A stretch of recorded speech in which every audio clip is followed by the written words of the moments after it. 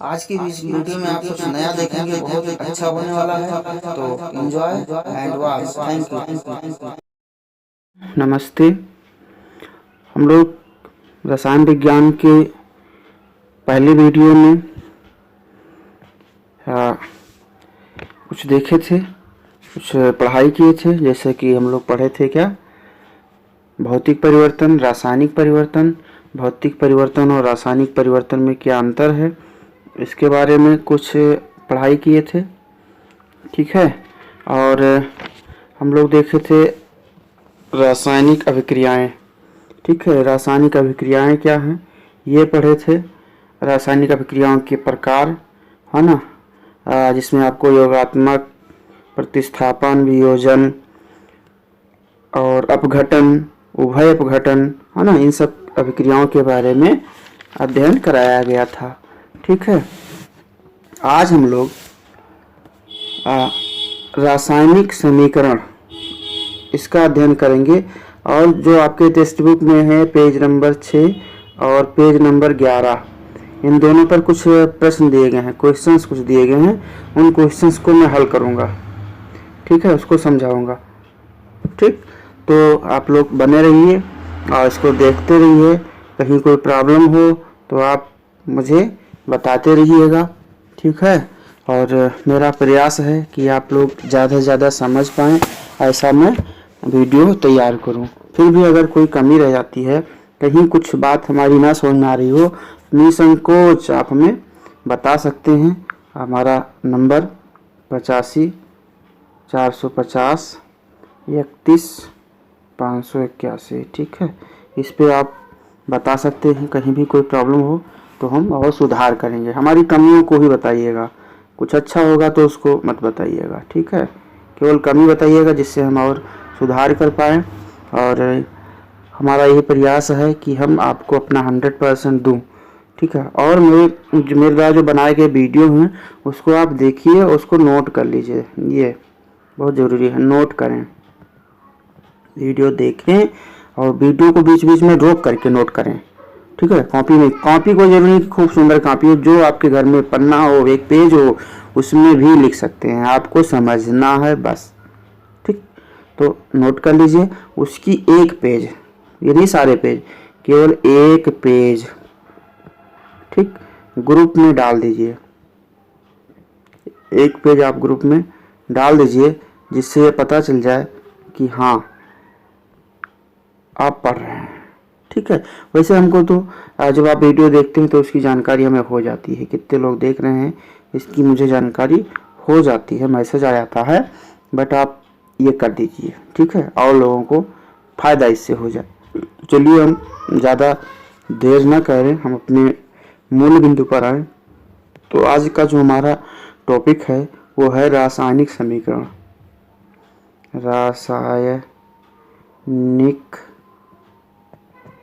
रासायनिक समीकरण, ठीक है। रासायनिक समीकरण, रासायनिक समीकरण क्या है, ठीक है, इसके संबंध में हम लोग पहले चर्चा कर लें, ठीक है। कोई चीज़ क्या है यह जान जाए तो हमारा काम आसान हो जाता है। तो हमने आपको शुरू में बताया है रासायनिक परिवर्तन, क्या बताया है, रासायनिक, ठीक है, रासायनिक परिवर्तन, सब लोग इससे परिचित हैं, ठीक। तो इन रासायनिक परिवर्तनों को हम बहुत सिंपल बताने का प्रयास करेंगे। रासायनिक परिवर्तनों को रासायनिक संकेतों के रूप में व्यक्त करना ही रासायनिक समीकरण कहलाता है, बस, ज़्यादा लंबा नहीं। आप रासायनिक परिवर्तन पढ़े हैं, परिचित हैं उससे, अब उसको हम यहाँ नहीं कुछ बोलेंगे, आप जान रहे हैं, पढ़ लिए। तो रासायनिक परिवर्तन जो भी हैं उनको संकेतों के रूप में, रासायनिक संकेतों के रूप में व्यक्त कर देना ही रासायनिक समीकरण कहलाता है। और अगर डिटेल परिभाषा, बड़ी परिभाषा देखना चाहते हो तो किसी भी रासायनिक परिवर्तन में एक या एक से अधिक पदार्थ आपस में क्रिया करके नए पदार्थ बनाते हैं। ऐसे परिवर्तनों को गणितीय समीकरणों में व्यक्त करना रासायनिक समीकरण कहलाता है। ठीक, तो दोनों परिभाषाएं हैं। ठीक, रासायनिक परिवर्तनों को रासायनिक संकेतों के रूप में व्यक्त करना रासायनिक समीकरण कहलाता है। ठीक, ये रासायनिक समीकरण का एक लाइन का परिभाषा। ठीक, अगला हमारा जो बिंदु है वो है अभिक्रिया लिखने की विधि। रासायनिक समीकरण लिखने की विधि, मेथड्स, क्या विधियां हैं, क्या क्या है, कैसे हम लिखा जाए, तो हम कैसे रासायनिक समीकरणों को लिखें, इसके लिए बिंदुवार हम आपको बताने का प्रयास करेंगे।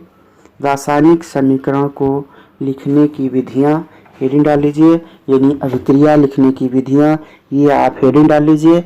और इस हेडिंग में नंबर 1 आप लिखेंगे। देखिए, नंबर 1 लिखेंगे प्लस चिन्हों का प्रयोग, प्लस चिन्हों का प्रयोग है ना, ये प्लस चिन्हों का प्रयोग। अब प्रश्न चिन्हों का प्रयोग कब करते हैं, यानी धन चिन्ह का प्रयोग कब करते हैं?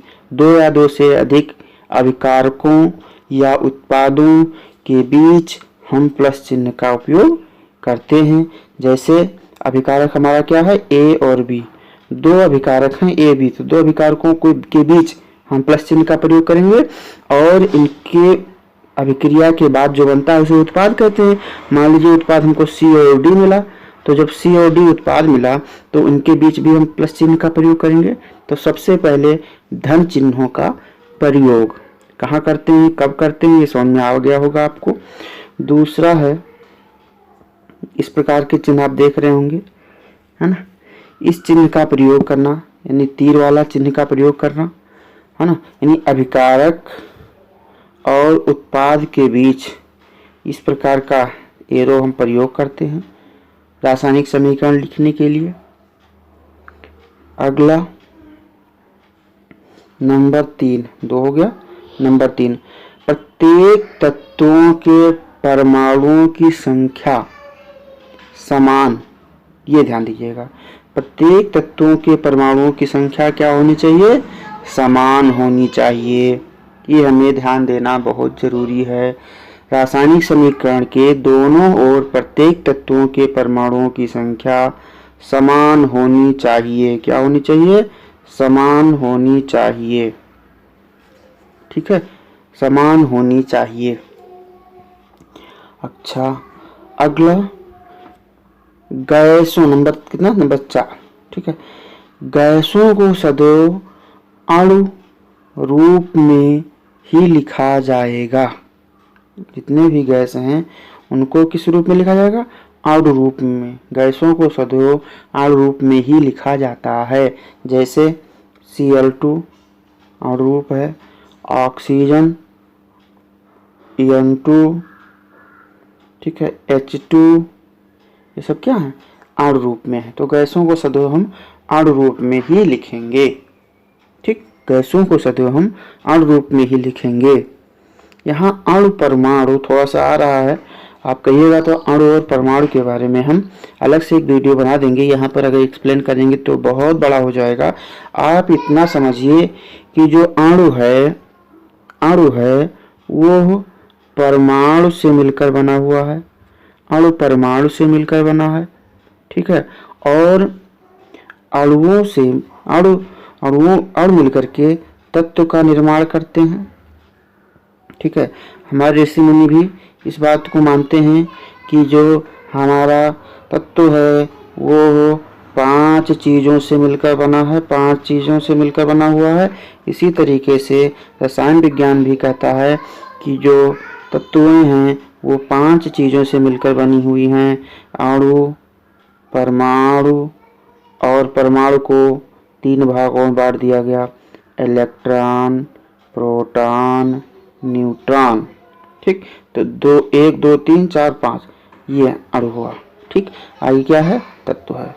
आगे क्या है, तत्व है। तो ये तत्व जो है ये कितनी चीज़ों से मिलकर बना हुआ है, 5 चीज़ों। इनकी और डिटेल हम, अगर आपको ज़रूरत होगी तो बताइएगा, हम इसका वीडियो और डिटेल बना देंगे। ठीक है, तो बस इतना यहाँ पे आप समझ लीजिए। ठीक है, तो अब रासायनिक हम पढ़ रहे थे, हमारा जो टॉपिक था अभिक्रिया, रासायनिक समीकरण या रासायनिक अभिक्रिया को लिखने की विधि। तो ये सब हमने आपसे चर्चा किया और बात किया कि गैसों को सदैव अणु रूप में ही लिखा जाता है। ये बात हुई। अगला बात, हम एक समीकरण से आपको एक्सप्लेन करने का प्रयास करेंगे। AgNO3 + HCl, ठीक है, ये बनाता है AgCl, और एक और होता है AgCl + HNO3, ये बनेगा। ठीक, यानी सिल्वर नाइट्रेट, AgNO3 क्या है? सिल्वर नाइट्रेट है। सिल्वर नाइट्रेट और हाइड्रोक्लोरिक अम्ल ये क्रिया करके ये AgSilver, सिल्वर क्लोराइड, AgCl और HNO3 का निर्माण करते हैं। अब इस तरीके से एक रासायनिक समीकरण है, और इस रासायनिक समीकरण से हमें कौन कौन सी जानकारियाँ प्राप्त होती हैं, ध्यान दीजिए।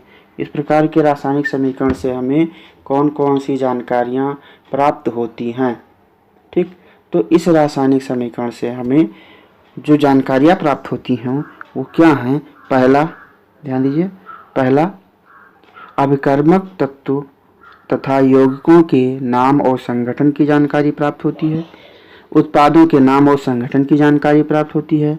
ठीक, और रासायनिक अभिक्रिया में अभिकारकों और उत्पादों का द्रव्यमान अनुपात प्राप्त होता है। ठीक है, आयतनात्मक अनुपात की जानकारी प्राप्त होती है। तो ये 4 चीज़ें हमको मिलती हैं। जैसे और भी हम आपको एक्सप्लेन करें तो एक समीकरण और हम ले रहे हैं छोटा सा, N2 + 3H2।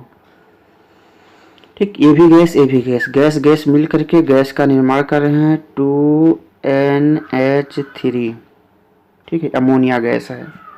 ठीक, अब इस समीकरण से हमें क्या जानकारी प्राप्त होती है?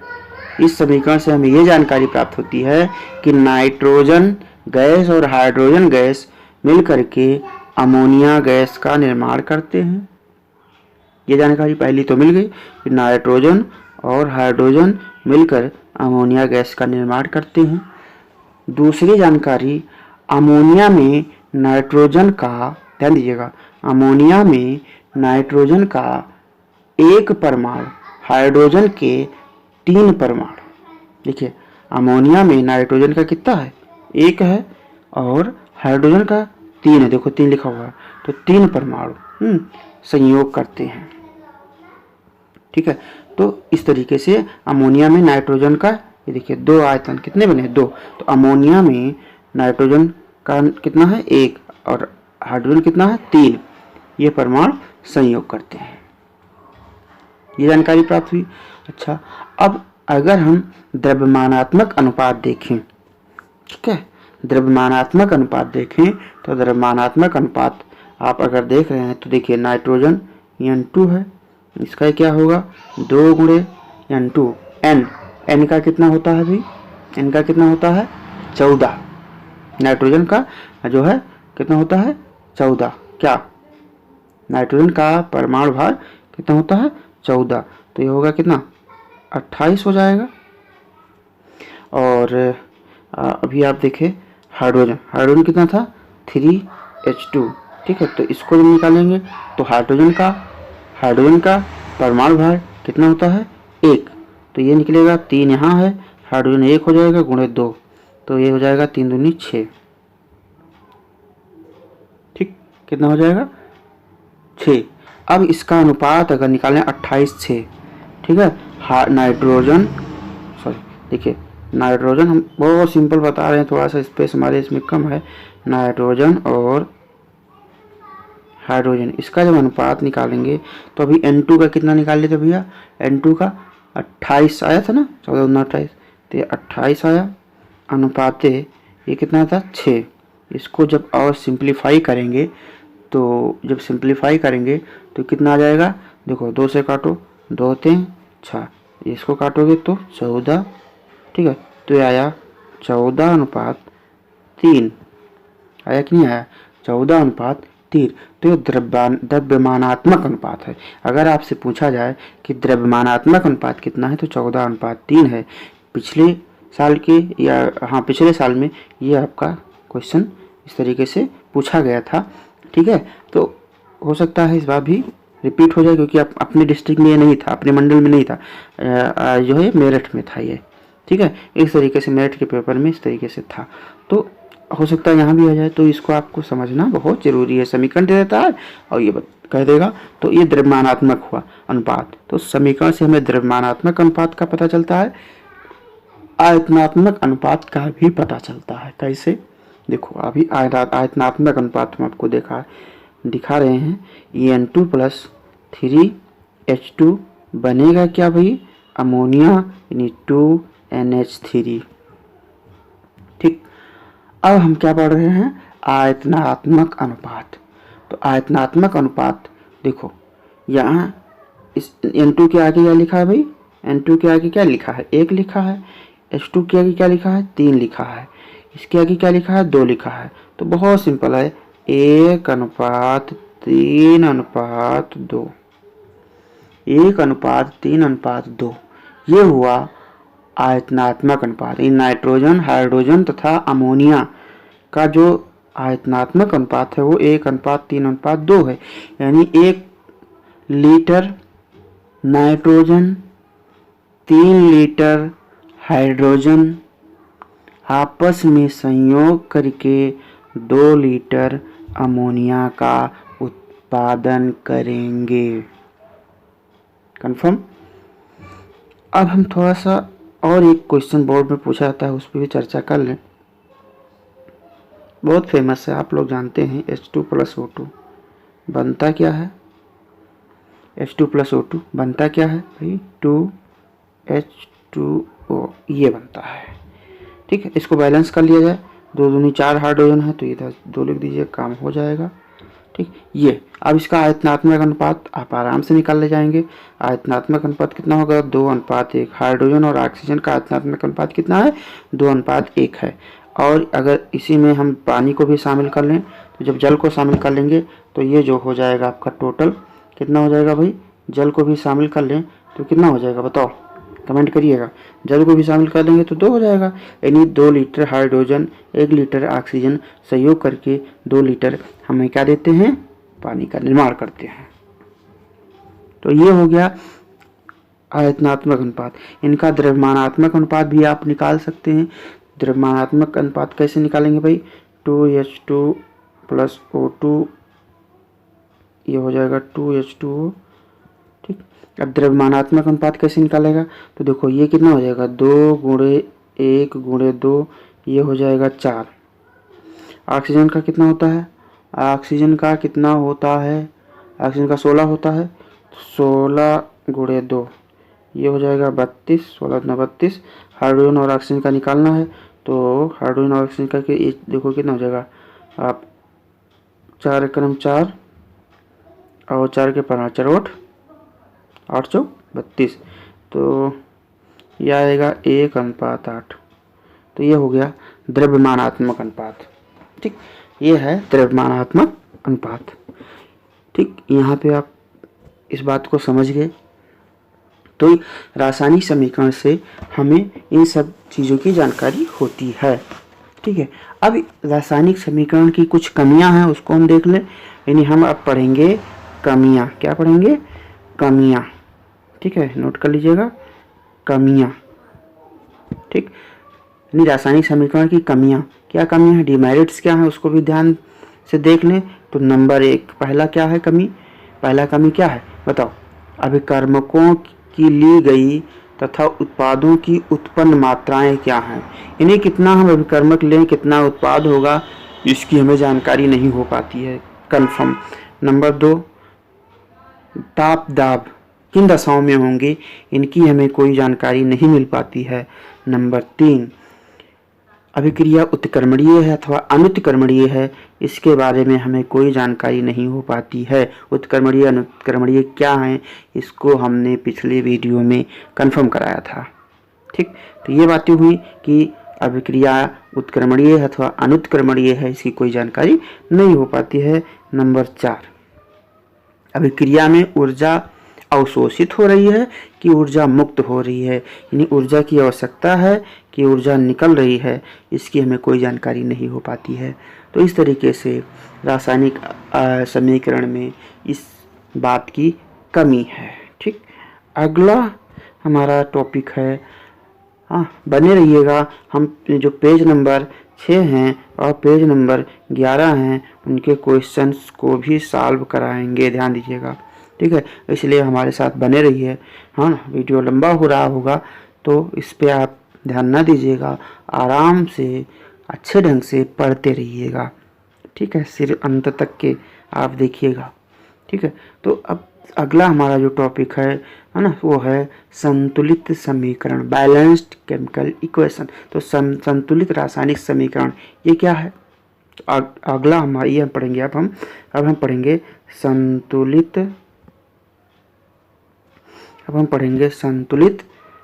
रासायनिक समीकरण, ध्यान दीजिएगा। अब हम पढ़ेंगे संतुलित रासायनिक समीकरण। ठीक, तो आप जानते हैं द्रव्यमान संरक्षण का नियम। द्रव्यमान संरक्षण का नियम क्या कहता है? ठीक है, द्रव्यमान को ना तो उत्पन्न किया जा सकता है ना तो नष्ट किया जा सकता है, बल्कि एक रूप से दूसरे रूप में बदला जा सकता है। ऐसे ऊर्जा संरक्षण का नियम है, energy can not destroy not develop but it can be transform from one form to another form. Energy को ना तो हम डिस्ट्रॉय कर सकते हैं ना तो डेवलप कर सकते हैं, बट एक फॉर्म से दूसरे फॉर्म में चेंज कर सकते हैं। जैसे इलेक्ट्रिकल एनर्जी की बात करें तो इलेक्ट्रिकल एनर्जी है और इस एनर्जी को हम लाइट में बदलते हैं, साउंड में बदलते हैं, है ना। इस एनर्जी को हम हीट में बदलते हैं, है ना। तो इस तरीके से इसके विभिन्न रूपों में हम इसको चेंज कर सकते हैं, लेकिन डिस्ट्रॉय नहीं कर सकते हैं, नष्ट नहीं कर सकते हैं। अच्छा, रासायनिक अभिक्रियाओं में न तो परमाणु नष्ट होते हैं और ना ही नए परमाणु बनते हैं, ठीक है, और ना ही एक तत्व के परमाणु से किसी दूसरे तत्व का परमाणु बनता है। अतः रासायनिक समीकरण में उनके दोनों पक्षों में प्रत्येक तत्व के परमाणुओं की संख्या या मात्रा समान होनी चाहिए, तभी यह समीकरण रासायनिक समीकरण या जो है केमिकल इक्वेशन या बैलेंस केमिकल इक्वेशन का रूप धारण करेगा। कहने का तात्पर्य है कि जब परमाणु न तो नष्ट होते हैं न तो उत्पन्न होते हैं, तो जितना इधर है, जितना विकारक हैं, उतने उत्पाद का निर्माण होना चाहिए। तो इस तरीके से अगर है तो वो क्या कहलाएगा? संतुलित समीकरण कहलाएगा। उदाहरण के लिए हम अभी देखे थे कि इक्वेशन हाइड्रोजन प्लस ऑक्सीजन ये मिल करके पानी का निर्माण करते हैं। ठीक, तो ध्यान दीजिए, यहाँ क्या ये बैलेंस इक्वेशन है? उत्तर है नहीं, ये बैलेंस नहीं, क्योंकि हाइड्रोजन का तो 2 यहाँ है, 2 यहाँ है, ऑक्सीजन यहाँ 2 है, लेकिन यहाँ ऑक्सीजन 1 है। ठीक है, तो इसको संतुलित इक्वेशन कब मानेंगे? जब हम हाइड्रोजन के सामने 2 लिख दें और यहाँ 2 लिख दें। अब ये 2 O के लिए हो गया, 2 दूनी 4 और हाइड्रोजन भी 2 दूनी 4।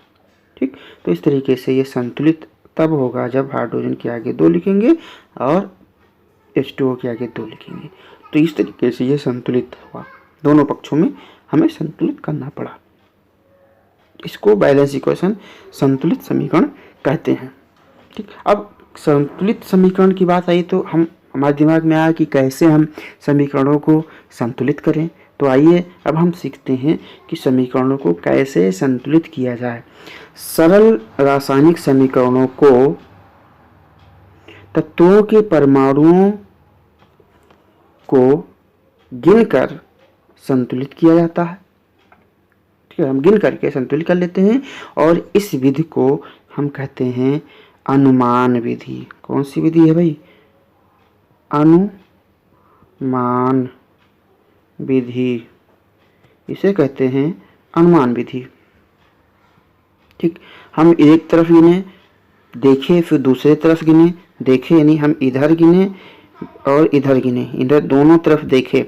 तो अगर मान लीजिए यहाँ 2 लिखा है, यहाँ 2 नहीं लिखा है, इधर भी हमने 2 लिख दिया, तो ये संतुलित हो गया अनुमान लगा करके। ठीक है, तो इसे हम अनुमान विधि कहते हैं। अनुमान विधि द्वारा समीकरणों को कैसे संतुलित किया जाएगा, आइए उस पर हम लोग चर्चा करते हैं। तो हम फिर वही फेमस इक्वेशन ले रहे हैं, H2 + O2 बना क्या, पानी बना भाई। ये क्या बना है, पानी, हाँ पानी बना। अब देखते हैं, इसमें चर्चा कर लेते हैं। तो यहाँ H2 है, H2O है, ये हाइड्रोजन कितना है 2, ऑक्सीजन कितना है 1। तो पहला देखेंगे। देखो पहली बात क्या देखेंगे, समीकरण के बाएं पक्ष में 2O है। कितना है 2O है। समीकरण के बाएं पक्ष में कितना O है 2O है, परंतु दाहिने पक्ष में केवल 1O है। दाहिने पक्ष में केवल 1O है। ये बात समझ में आ रहा है। अतः दाहिने पक्ष में 2 अणु लेने में O परमाणु का संतुलन हो जाएगा, यानी H2O + O2 एरो H2O। यानी अब यहाँ हम अगर 2 लिख दें इसे, तो O का मामला तो सही हो गया, लेकिन अब क्या हुआ, अब H का मामला गड़बड़ हो गया। H का मामला गड़बड़ हो गया। H में क्या हो गया, इधर H कितना हो गया 4 हो गया, बट इधर H कितना है 2 है। तो अब क्या करेंगे, तो इसको संतुलित करने के लिए H में 2 से गुणा कर दीजिए। तो हमें एक संतुलित समीकरण प्राप्त हुआ। वो क्या हुआ, 2H2 + O2, तो बना क्या 2H2O, ये बना। यही आपका संतुलित समीकरण है। यह क्या है, संतुलित समीकरण है। संतुलित समीकरण है, ये संतुलित समीकरण है। ठीक, अच्छा अब हम लोग है ना जो है हल करेंगे। अपना जो हल करना था वहाँ पे चलेंगे, और इक्वेशन जो पेज नंबर हमने वादा किया था, पेज नंबर कौन कौन भाई, पेज नंबर 6। ठीक, आज हम पेज नंबर 6 और पेज नंबर 11 ये हल करने का प्रयास करेंगे, है ना। तो देखते हैं पेज नंबर 6 और पेज नंबर 11। ठीक है, ये देखिए पेज नंबर 6 के क्वेश्चन हैं, आपको दिख रहे होंगे। ये आपके टेक्स्ट बुक के हैं, कहीं अलग के नहीं हैं। ध्यान से इस क्वेश्चंस को पढ़िए। हम इसको एक्सप्लेन करने का प्रयास करेंगे, समझाने का प्रयास करेंगे। ऐसे लिख लेने से कोई फ़ायदा नहीं होता है ना। ऐसे हम लिखा दें आपको और आप लिख लें तो इससे कोई फ़ायदा होने वाला नहीं है बेटा। इसलिए आप बहुत ध्यान से क्यूरियस होके इन प्रश्नों को देखिएगा और पढ़िएगा। हाँ देखिए, पहला प्रश्न आपके सामने है पेज नंबर 6 का। ये पेज नंबर 6 है भाई, ये पेज नंबर 6 है, 6 पेज नंबर पर है, 6 पे लिख दिया हमने, है ना। 6 पे है। पहला प्रश्न है, वायु में जलाने से पहले मैग्नीशियम, वायु में जलाने से पहले, ये देखिए क्वेश्चन है आपका, वायु में जलाने से पहले मैग्नीशियम रिबन को साफ क्यों किया जाता है। ठीक है, वायु में जलाने से पहले मैग्नीशियम रिबन को साफ क्यों किया जाता है। Why should a magnesium ribbon be cleaned before burning in air. Burning in air, वायु में जलाने से पहले मैग्नीशियम रिबन को साफ क्यों किया जाता है। तो जाहिर सी बात है कि मैग्नीशियम रिबन को हम वायु में जलाने से पहले साफ करते हैं। क्यों साफ करते हैं कि जो मैग्नीशियम मेटल है, मैग्नीशियम मेटल है वो रिएक्ट करेगा, एटमॉस्फेयर का जो वातावरण में उपस्थित जो ऑक्सीजन है उससे रिएक्ट कर लेगा। ठीक है, तो वायु में जलाने से पहले मैग्नीशियम रिबन को साफ क्यों किया जाता है, इसलिए साफ करते हैं कि जो मैग्नीशियम रिबन, मैग्नीशियम जो है वो ऑक्सीजन O2 ऑक्सीजन से क्रिया करके, है ना, ऑक्सीजन से क्रिया करके और मैग्नीशियम ऑक्साइड बना लेगा, मैग्नीशियम ऑक्साइड का लेयर बना लेगा, यानी MgO मैग्नीशियम ऑक्साइड का एक लेयर बना लेगा। ठीक है, और इस लेयर को रोकने के लिए हम वायु में जलाने से पहले मैग्नीशियम रिबन को साफ कर देते हैं। ये जो MgO है, MgO बहुत ही स्टेबल कंपाउंड है। ये बहुत ही स्टेबल कंपाउंड है। MgO is a very stable compound, बहुत ही मजबूत, बहुत ही स्टेबल कंपाउंड है, अस्थायी कंपाउंड है। इसलिए हम वायु में मैग्नीशियम रिबन को जलाने से पहले क्या करते हैं, साफ करते हैं। इसको चाहे तो इंग्लिश में भी सुन ले, थोड़ा सा हम बताने का प्रयास करेंगे। Magnesium ribbon should be clean before burning in air because magnesium metal reacts with the atmospheric oxygen. मैंने भी बताया एटमॉस्फेरिक ऑक्सीजन, ये एटमॉस्फेरिक ऑक्सीजन से रिएक्ट कर देता है and form magnesium oxide, MgO। ये मैग्नीशियम ऑक्साइड MgO का निर्माण कर देता है ना, एक लेयर का निर्माण करता है which is very stable compound, जो कि बहुत ही स्टेबल कंपाउंड है ये, ठीक। इन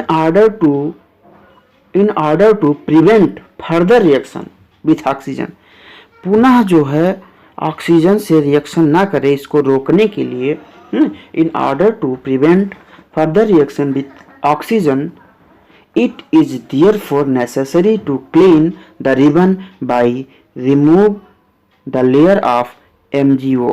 ध्यान दीजिएगा, remove the layer of MgO, ठीक है। पुनः एटमॉस्फेरिक ऑक्सीजन से रिएक्शन ना करे, इसको रोकने के लिए हम जो है रिबन को क्या करते हैं, साफ करते हैं, ठीक। तो उम्मीद है कि आपको ये क्वेश्चन समझ में आ गया होगा। अगला हम चलते हैं, निम्नलिखित रासायनिक अभिक्रियाओं के लिए संतुलित समीकरण लिखिए। संतुलित समीकरण लिखिए। तो हमने आपको जो है एक PDF भेजा है, ध्यान से पढ़ लीजिएगा। तत्वों के रासायनिक संकेत हमने ये आपको भेजा है, तत्वों के रासायनिक संकेत, इसको आप पढ़ लीजिएगा, ठीक। आप संकेत नहीं जानेंगे तो इसको नहीं कर पाएंगे, ठीक। तो बहुत ज़रूरी है तत्वों के रासायनिक संकेत। हम पहला हाइड्रोजन, देखिए हाइड्रोजन और क्लोरीन क्रिया करके हाइड्रोजन क्लोराइड बनाते हैं। तो हाइड्रोजन का क्या होता है, पहला हल कर रहे हैं भाई, ध्यान दीजिएगा। हाइड्रोजन चलिए यही कर देते हैं, समझ में आ जाएगा, नहीं आएगा तो आप कमेंट करिएगा। हाइड्रोजन पहले का हल कर रहे हैं, हाइड्रोजन H2, ये हाइड्रोजन हुआ। गैस को हमने बताया था कि H2O2 है ना, इस तरीके से लिखेंगे, H2 + Cl2, ये क्रिया करेगा तो HCl का निर्माण होगा। ध्यान दीजिए, HCl का निर्माण हुआ। लेकिन यहाँ क्लोरीन 2 है, हाइड्रोजन 2 है, इसलिए इसको संतुलित करने के लिए अनुमान विधि हमने ये 2 लगा दिया। तो H2 + Cl2 2HCl का निर्माण हुआ, ठीक। ये एक संतुलित समीकरण है। अगला नंबर 2, बेरियम क्लोराइड। अब देखिए बेरियम क्लोराइड, बेरियम है, क्लोरीन है, क्लोराइड है, देखिए क्लोराइड। तो बेरियम क्लोराइड का सूत्र क्या होगा, ध्यान दीजिए। बेरियम क्लोराइड का पहले सूत्र लिखो, BaCl2, सॉरी देखिए BaCl2, ये बेरियम क्लोराइड है। बेरियम क्लोराइड किससे क्रिया करेगा, एल्यूमिनियम सल्फेट, सल्फेट है भाई, देखो ध्यान दीजिए, सल्फेट। तो सल्फेट है तो सबसे पहले SO4, और चूंकि कौन सा एल्यूमिनियम सल्फेट है तो एल्यूमिनियम का सूत्र Al होता है, ठीक। अच्छा, तो ये होगा Al2SO4 और ये ब्रैकेट में होल थ्रायस, ठीक है। क्या है, एल्यूमिनियम सल्फेट है तो Al2SO4 का होल थ्रायस, एल्यूमिनियम सल्फेट। बनता क्या है, ध्यान दीजिएगा, बनता क्या है, बेरियम सल्फेट। अब देखिए क्लोरीन के जगह पे क्या हो गया, SO4 हो गया, तो बेरियम सल्फेट बनेगा, यानी Ba है ना, बेरियम सल्फेट यानी क्या बनेगा, BaSO4 है ना। Barium chloride, aluminium sulphate, barium sulphate, BaSO4 plus aluminium chloride AlCl3, तो ध्यान दीजिएगा 3 लिखा हुआ L से। अब इसको संतुलित करना है, तो इसको हम संतुलित अगले पेज पे करा देते हैं। यहाँ पे आपको थोड़ा सा समझ में नहीं आएगा, इस पेज पे हम करा देते हैं, ध्यान से इसको समझ लीजिए। यहाँ पे करा देते हैं। देखो बेटा हमने लिखा बेरियम क्लोराइड BaCl2। इस पर लिखने में थोड़ा हमको प्रॉब्लम हो रही है, लेकिन क्या करें, आप लोग थोड़ा सा ध्यान दीजिएगा। Al2 और Al2 और SO4 का होल थ्रायस बनता क्या है भैया? BaSO4 plus AlCl3। ठीक है। अब इसको संतुलित करना है, ध्यान दीजिए। ट्रायल एंड एरर मेथड से हम संतुलित करेंगे, अनुमान विधि से हम संतुलित करेंगे। देखो संतुलित करने का प्रयास करेंगे तो सबसे पहले देखिए Al यहाँ पर हम जो आ जाए आपके दिमाग में, Al यहाँ क्या है? 1 है, यहाँ Al2 है। ठीक है, Al2 है तो चुपके से आप यहाँ तुरंत लिख दीजिए 2 आगे इसके। ठीक, इतना समझ में आ गया। अच्छा, अब BaCl2, ये देखिए BaCl2 है, अब Cl2 है ना, और यहाँ Cl3 हो गया, और ये 3 दूनी 6 होएगा। ये कितना हो गया भैया? 3 दूनी 6, 6 यहाँ हो गया। और यहाँ कितना है? यहाँ 6 है और यहाँ 2 है। तो क्या करेंगे आप? यहाँ 6 है, यहाँ 2 है, तो क्या करेंगे आप? यहाँ 2 लिख दीजिए, यहाँ 3 लिख दीजिए, 3 लिख दीजिए। ठीक, यहाँ जब 3 हो गया तो Ba3 होगा, यहाँ Ba1 है तो यहाँ भी 3 लिख दीजिए। अब चेक कर लीजिएगा, सारा संतुलित है। चेक कर लीजिएगा, आप चेक करिएगा, कमेंट करिएगा, कोई प्रॉब्लम होगी तो बताइएगा। ठीक, अगला देखते हैं हमारा क्वेश्चन नंबर, ये 2 का फर्स्ट हो गया, 2 का सेकंड हो गया, 2 का थर्ड करने का हम प्रयास करेंगे। सोडियम और जल, सोडियम हाइड्रोक्साइड और हाइड्रोजन, बहुत अच्छा है ये, सोडियम हाइड्रोक्साइड और हाइड्रोजन। देखो इसको भी अगले पेज पर करा देते हैं। ये आपका भैया है थर्ड, तीसरा है। ठीक है, तो Na सोडियम, पानी, अभी आपको हमने पानी का सूत्र बताया, पानी बना क्या? सोडियम हाइड्रोक्साइड यानी NaOH, ये बना, और साथ में H2 बना। ठीक, H2 बना। अब सोडियम, ध्यान दीजिए भाई, यहाँ पे संतुलित है कि नहीं है ये चेक कर रहा है। तो H2 यहाँ कितना है? 2 और 1 3 है, यहाँ 2 ही है। ठीक, यहाँ देखिए Na है ना, Na है, यहाँ Na ठीक है, यहाँ O1 है, यहाँ O1 यहाँ सही है ना। तो और यहाँ H2, यहाँ देखो हाइड्रोजन गड़बड़ चल रहा है। हाइड्रोजन यहाँ 2 1 3 है, यहाँ 2 ही है। तो क्या करें, इसके आगे 2 लिख दो, इससे 2 दूनी 4 हो गया, और यहाँ भी 2 लिख दो। तो ये 2 2 4 हाइड्रोजन काम चल गया, लेकिन N फिर गड़बड़ हो गया। तो N यहाँ 2 है, यहाँ 2 कर दो। ये आपका संतुलित समीकरण हो गया। कोई बात ना समझ में होगा तो आप कमेंट करिएगा। अगला नंबर 3 प्रश्न देख लिया जाए भाई, क्या है नंबर 3 प्रश्न देखें। ये पढ़ें भाई, आप लोग भी पढ़ें, थोड़ा सा हम छोटा कर देते हैं। ये नंबर 3 प्रश्न कह रहा है कि निम्नलिखित अभिक्रियाओं के लिए उनकी अवस्था के संकेतों के साथ संतुलित रासायनिक समीकरण लिखिए। 2 पार्ट हैं इसमें, अवस्था के अनुसार। ठीक है, तो पहला देखो, हम इसको आपको कराने का प्रयास कर देते हैं, थोड़ा सा यहीं करा देते हैं, इतने में हो जाएगा। ठीक है ना, तो आप देखें, ओहो, ये जल में बेरियम क्लोराइड तथा सोडियम सल्फेट के विलयन अभिक्रिया करके सोडियम क्लोराइड का विलयन तथा अघुलनशील बेरियम सल्फेट का अवक्षेप प्राप्त होता है। मैंने अवक्षेप के बारे में कल चर्चा किया था। तो बेरियम क्लोराइड है, बेरियम क्लोराइड का सूत्र होता है BaCl2, ये बेरियम क्लोराइड है, प्लस जल में बेरियम क्लोराइड,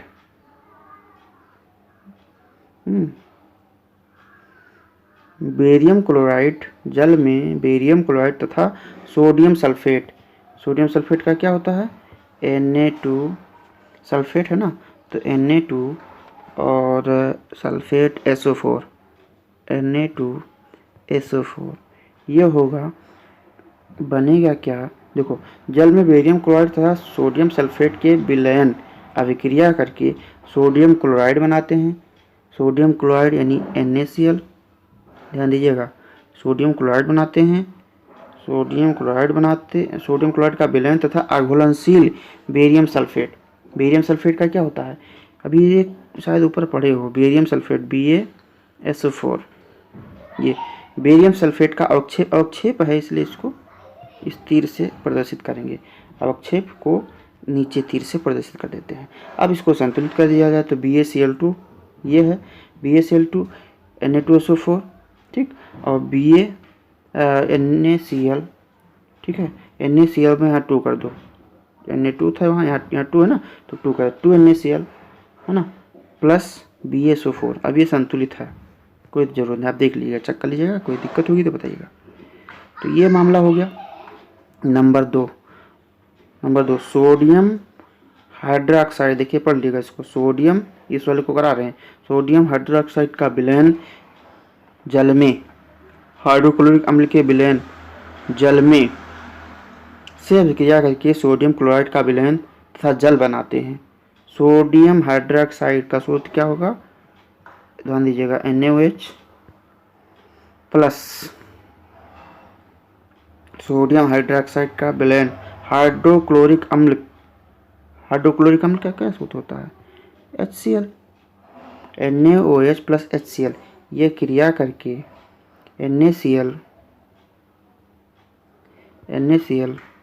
हाँ विलयन में क्रिया करके NaCl का विलयन तथा जल बनाते हैं, NaCl प्लस H2O पानी, ये बनाते हैं। देखो ये सिंपल है, Na और O यहाँ 1 है, यहाँ हाइड्रोजन यहाँ पे देखिए कितना है, 2 2 2 1 1 2 यहाँ भी है, हमारे हिसाब से तो ये भाई संतुलित समीकरण है, ठीक है, आप चेक कर लीजिएगा, है ना, NaOH plus HCl, NaCl plus H2O।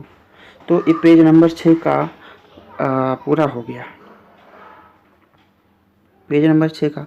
कहिए तो आगे चलें, आप लोग बताइए भाई, आगे चलें, चलते हैं आगे भी, उसको भी करा देते हैं।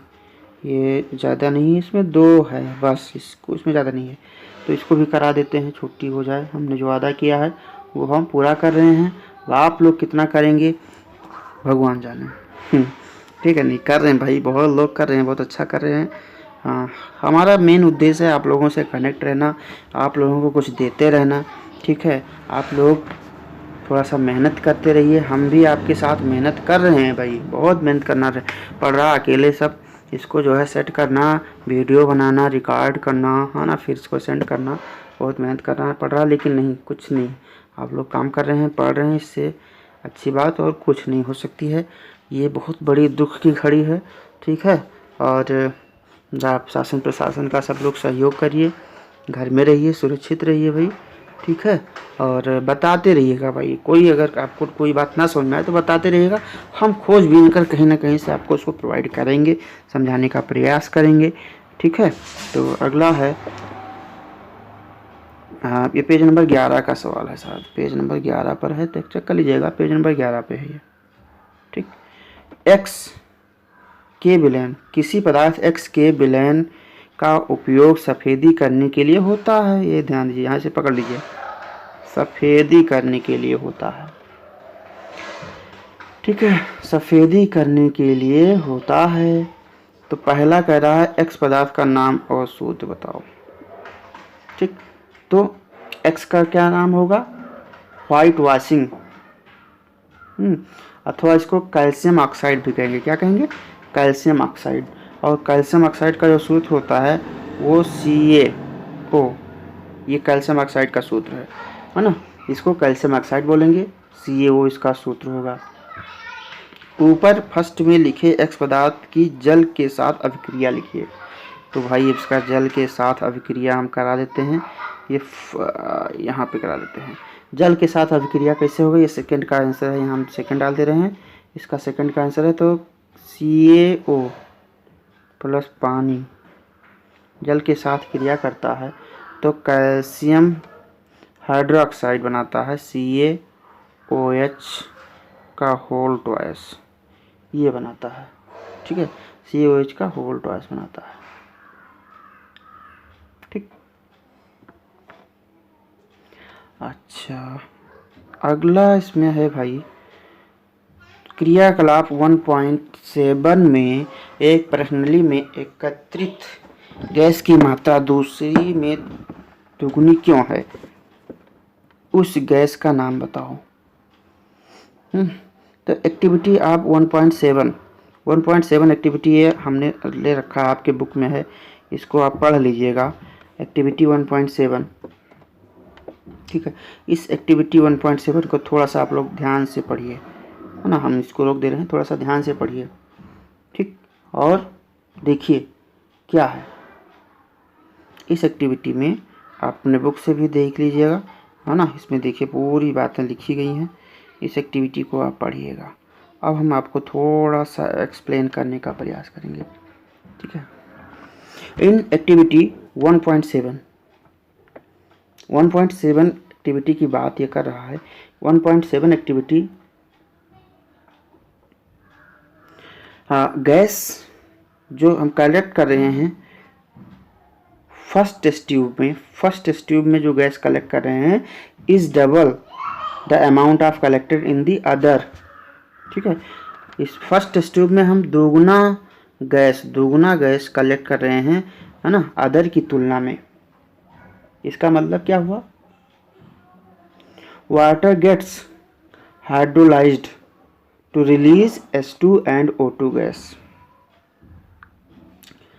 Water gets hydrolysed to release, ये क्या रिलीज करता है, H2 और O2 गैस रिलीज करता है। और इलेक्ट्रोलाइसिस में क्या होता है, दो मॉलिक्यूल हाइड्रोजन के और एक मॉलिक्यूल ऑक्सीजन के, दो मॉलिक्यूल हाइड्रोजन के और एक मॉलिक्यूल ऑक्सीजन के क्या होते हैं, जब इलेक्ट्रोलाइसिस होता है तो दो मॉलिक्यूल हाइड्रोजन के, है ना, दो मॉलिक्यूल हाइड्रोजन के और एक मॉलिक्यूल ऑक्सीजन के, ठीक है, ये भी रिलीज होते हैं।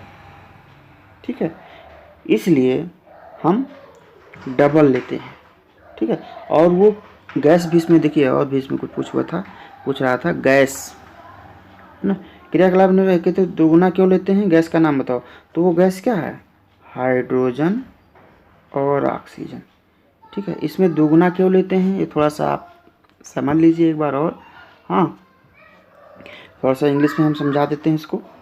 इन activity 1.7 gas collected in one the test tube is double of the amount collected in the other because water gets hydrolyzed to release H2 and O2 gas.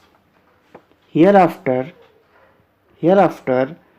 electrolysis, two molecules of hydrogen and one molecule of oxygen gas is released. Hence, the amount of hydrogen collected would be double than that of oxygen. ठीक है, तो इनमें gases की मात्रा को भी आप क्यों डबल करते हैं, क्योंकि रिलीज होता है। ठीक है, जब इलेक्ट्रोलाइसिस होता है तो रिलीज होता है, इसलिए हमें डबल लेना पड़ता है। किसको डबल लेना पड़ता है, hydrogen collected would be double, हमें हाइड्रोजन को डबल लेना पड़ता है, 2 लेना पड़ा, 2H2। ठीक है, क्योंकि इलेक्ट्रोलाइसिस के बाद हाइड्रोजन क्या होता है, रिलीज होता है। ठीक है, हाँ, अभी बताया गया कि release H2 and O2 gas, है ना, और इलेक्ट्रोलाइसिस 2 मॉलिक्यूल ऑफ हाइड्रोजन, है ना, हाइड्रोजन के 2 मॉलिक्यूल रिलीज होते हैं। जब इलेक्ट्रोलाइसिस होता है तो हाइड्रोजन के 2 मॉलिक्यूल रिलीज होते हैं और ऑक्सीजन के 1 मॉलिक्यूल रिलीज होता है, निकलता है। ठीक है, इसलिए हमें डबल लेना पड़ता है। ठीक है, तो एक प्रणाली में एकत्रित गैस की मात्रा दूसरी प्रणाली से दोगुनी लेनी पड़ती है, यही कारण है। ठीक है। और उस गैस का नाम क्या है, तो उस गैस का नाम है हाइड्रोजन और ऑक्सीजन। ठीक, तो ये हमने आपको दोनों पेज करा दिया। ये आपका जो है, ये देखिए, ये है ना, ये ऑक्सीजन है और ये हाइड्रोजन है। ठीक है, ये प्लास्टिक मग है। ये पर देखो, ये बैटरी है ना, ये एनोड है, इधर कैथोड है। जल का विद्युत अपघटन इसमें बताया गया है ना। तो डबल इसीलिए लिया गया है, इलेक्ट्रोलाइसिस के बाद, है ना, जब इलेक्ट्रोलाइसिस होता है, जल का विद्युत अपघटन होता है, तो हमें डबल, दोगुना हाइड्रोजन दोगुना प्राप्त होता है। ऑक्सीजन एक ही ऑक्सीजन प्राप्त होता है, एक ही प्राप्त होता है, डबल प्राप्त होता है। इसलिए हमें इसमें डबल लेना पड़ रहा है और इसमें एक ही लेना पड़ रहा है। ये देखिए, ये एनोड है ना, ये डबल डॉट लगा दिया गया है, ये कैथोड है, ये बैटरी है। ठीक है, ये स्विच है, ये परखनली है, ये पानी है, ये ऑक्सीजन है, ये हाइड्रोजन है। तो इसमें जल का जो है क्या कराया गया है, जल का विद्युत अपघटन कराया गया है। इस क्रियाकलाप को आप ध्यान से अपने बुक से पढ़ लीजिएगा। ठीक है, इसी के संबंध में उसमें चर्चा की गई है, बाकी हमने एक्सप्लेन ही कर दिया। देखिए, आप लोग ध्यान से सारे वीडियो देखिए, जितने मैं वीडियो बना रहा हूँ उसका एक नोट्स बना लीजिए, कॉपी में लिखते रहिए भाई, कॉपी में नोट कर लो और उसको एक पेज उसका ग्रुप में भी डाल दिया करो। ठीक, और घर पे रहिए, सुरक्षित रहिए। ठीक है, अगले वीडियो में हम आपसे फिर मिलते हैं। तब तक के लिए थैंक यू सो मच।